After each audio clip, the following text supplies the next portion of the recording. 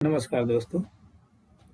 इस वीडियो में हम जानेंगे कि व्हीकल का जो चालान है, कार का जो चालान है, वो बाइक का जो चालान है, वो कैसे पता करेंगे और किस प्रकार हम उसे पेमेंट करेंगे। इस वीडियो में हम लोग पूरा उसे लाइव करके देखने वाले हैं कि कैसे व्हीकल का चालान पेमेंट किया जाता है ऑनलाइन। सबसे पहले हम चालान को पेमेंट करने के लिए सबसे पहले हम गूगल का ब्राउज़र खोल लेंगे। ब्राउज़र खोलने के बाद ब्राउज़र में हम लिखेंगे परिवहन सेवा। परिवहन सेवा जैसे लिखेंगे तो परिवहन सेवा का एक ऑफिशियल वेबसाइट खुल के सामने आ जाएगी, जिसका नाम है परिवहन.gov.in। इस पे क्लिक करेंगे तो ऑफिशियल वेबसाइट खुल जाएगा गवर्नमेंट का। ऑफिशियल वेबसाइट खुलने के बाद इसका डैशबोर्ड कुछ इस प्रकार दिखता है और इसके बारे में अगर लाइसेंस के बारे में जानकारी लेना है या व्हीकल्स के रिलेटेड कोई भी जानकारी चाहिए तो इस वेबसाइट से प्राप्त की जाती है।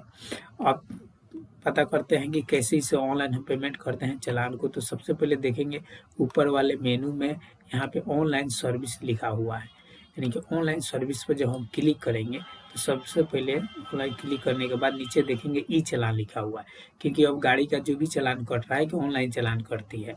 तो ई चालान पर क्लिक करेंगे।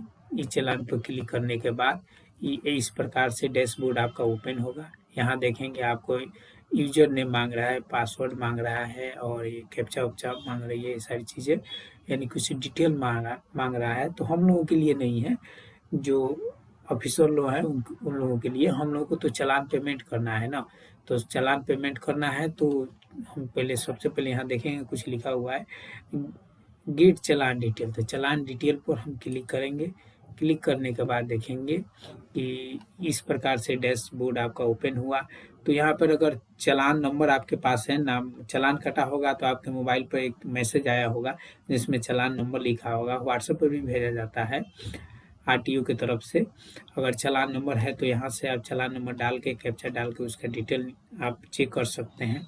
चालान नंबर नहीं है तो आप ड्राइविंग लाइसेंस नंबर से भी आप चेक कर सकते हैं, और वो नहीं है तो व्हीकल नंबर से भी चेक कर सकते हैं। तो हम लोगों के पास हम सिर्फ यहाँ पे व्हीकल नंबर से चेक करेंगे। आप तीनों में किसी से भी चेक कर सकते हैं, कोई दिक्कत नहीं है। आप किसी से भी पेमेंट हो जाएगा, उसके लिए कोई दिक्कत नहीं है।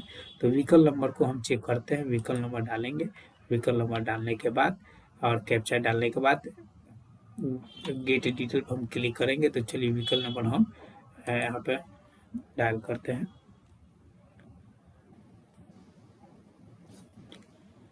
तो चलिए मैंने गाड़ी नंबर डाल दिया है, कैप्चा भी डाल दिया है और गेट डिटेल पर क्लिक करेंगे। कुछ गेट डिटेल पर क्लिक करने के बाद आपके मोबाइल पर एक ओटीपी जाएगा, जिसे हम ओटीपी फिलअप करेंगे यहाँ पे।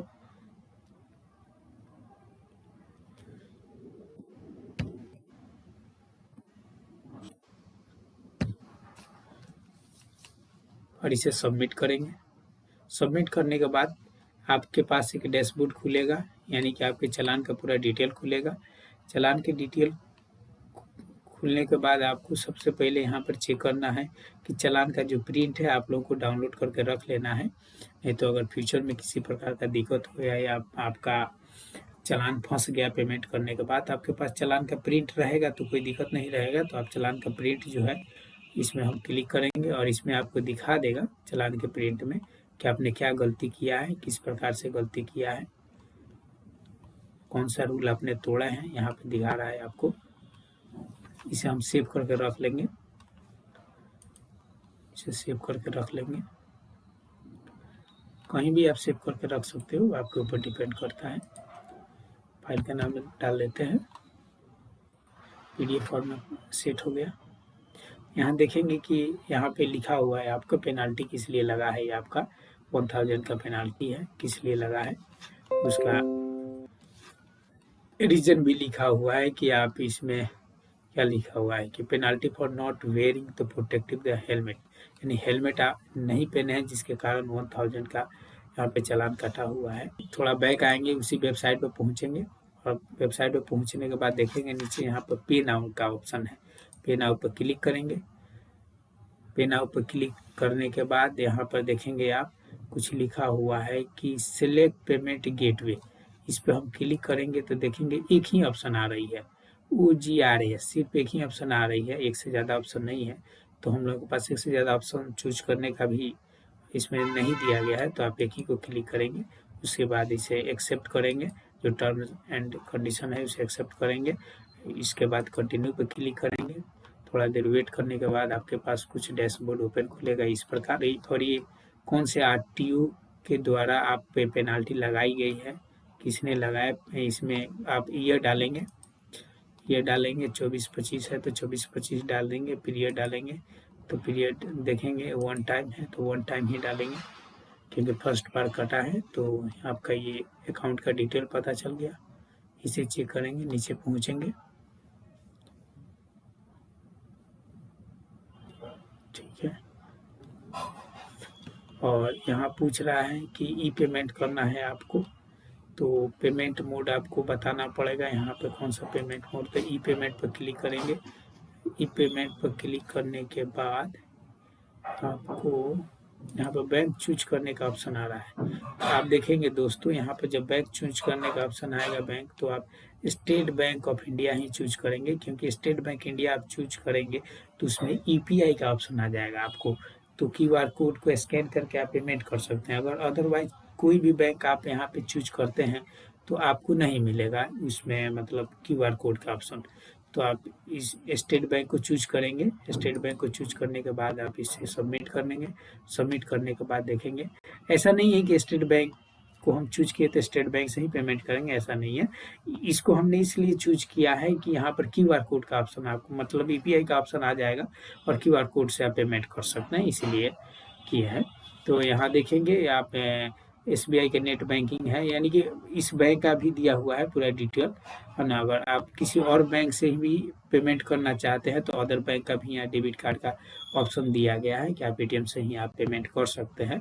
उससे अगर नहीं करना चाहते हैं तो आप इसे अदर पेमेंट मोड का ऑप्शन चूज कर लीजिए। और ये अदर पेमेंट का मोड जो है वो एसबीआई सेलेक्ट करने के बाद ही आता है। अगर आप एसबीआई सेलेक्ट नहीं करेंगे तो आपको ये अदर बैंक का जो ईपीआई है वो नहीं आएगा आपको।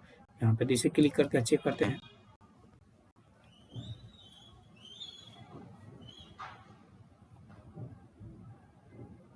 इसे क्लिक करने के बाद डैशबोर्ड आपका इस प्रकार खुला है, पूरा डिटेल आपका खुल गया है। और खुलने के बाद आप यहाँ पे क्यूआर कोड पर क्लिक करेंगे और क्यूआर कोड पर आप यूपीआई आईडी डाल के भी कर सकते हैं, यूपीआई आईडी डाल के भी कर सकते हैं। तो क्यूआर कोड पर क्लिक करने के बाद क्यूआर कोड कुछ इस प्रकार दिखा दिया। उसके बाद यहाँ पर देखेंगे दोस्तों टाइमर चलने लगा। इसी टाइमर के अंदर आपको पेमेंट करना है और याद रखेंगे कि आपको रिसीव नहीं करना है, मतलब बैक नहीं जाना है, रिफ्रेश नहीं करना है पेज को। रिफ्रेश करने के बाद आपको दिक्कत हो जाएगी, पेमेंट आपका फंस सकता है। तो इस क्यूआर कोड को स्कैन करेंगे,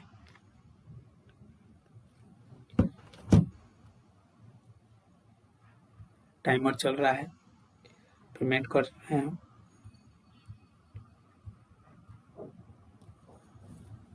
इस टाइमर के अंदर ही आपको पेमेंट करना है और ये पेमेंट सक्सेसफुल हो गया है।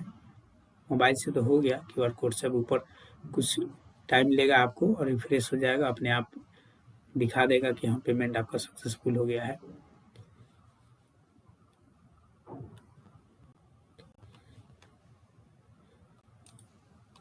देखिए दिखा दिया कि पेमेंट आपका सक्सेसफुल हो गया, यहाँ पेमेंट लिख दिया कि सक्सेस हो गया। देखेंगे दोस्तों, पेमेंट करने के बाद दोबारा से लॉगिन हुए हैं और लॉगिन होने के बाद अभी भी यहाँ पर पेंडिंग बता रहा है और पेंडिंग बता रहा है और आपका पेमेंट सक्सेसफुल हो गया, तो आप घबराइए नहीं।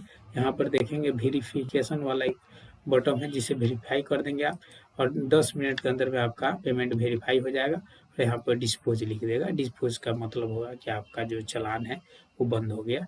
और ये कहा गया है कि मतलब कुछ लोगों द्वारा मैंने देखा है कि चालान कटने के बाद बोला मतलब वो लोग बताते हैं कि 60 दिनों के अंदर आपको पेमेंट करना रहता है, यानी कि 2 महीने के अंदर पेमेंट करना रहता है। दोस्तों ऐसा नहीं है कि 2 महीने के अंदर पेमेंट करना रहता है, आरटीओ का ऐसा कोई रूल नहीं है। वो 10 दिन में, 15 दिन में, 20 दिन में जब चाहे, यानी कि आपको अगर पेमेंट नहीं करते हैं तो आपको कोर्ट में भेज सकता है। ऐसा कुछ गवर्नमेंट की तरफ से ऐसा कुछ रूल नहीं है। तो आप जितना चाहे जल्दी उतना आप पेमेंट कर दें तो आपके लिए ठीक रहेगा दोस्तों, वरना आपके लिए कोर्ट का दरवाज़ा तो खुला ही है। ठीक है, थैंक यू।